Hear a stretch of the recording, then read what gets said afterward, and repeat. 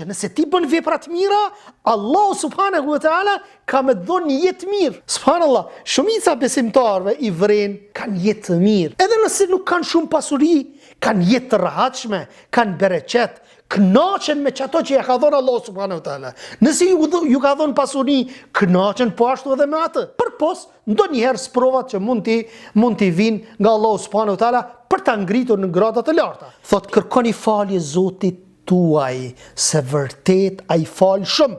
Ai ju lëshon shi me bollëk, po tregon që po t'jep mirësi, po t'jep bereqet, po t'jep rrezik nëse i kthesh Allahu subhanahu wa taala. Ju shumon pasuninë edhe fëmijët tuaj. Vallahi po vllazni. Vallahi po. Plot kemi vllazni, kur ja kanë nis namazit, kur ju kthy fesë Allahu subhanahu wa taala, ju kanë rregulluar tana punë. Edhe fëmijë ju ka dhuruar Allahu azza wa jall, edhe pasuninë ja u ka shtuar Allahu azza wa jall. Këto të mirat e Zotit subhanallah.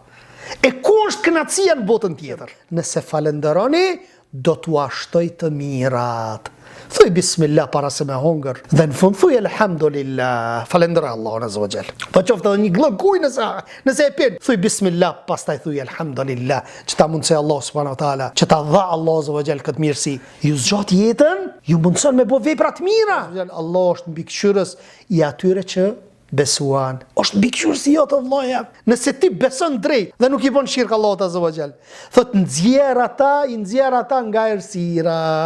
Në drejt Allahu trun me lejen Allahu subhanahu wa taala. E ki Allahu azza wa jall. Mos e ki gale. A din kur e ki galen? Kur i prishish punë me ato nalt. Kur nuk i çon vend fjalët e Allahut dhe të pejgamberit, atëherë punë i keq. Mirë, po nëse i çon urdhrat e Allahut dhe të pejgamberit në vend, mos e ki gale, mu çu kret dynjoja me dashme të bë keq. Nëse Allah subhanahu wa taala se ka caktuar me të bëj keq, nuk mujnë me të bëj keq, por edhe e kundërta.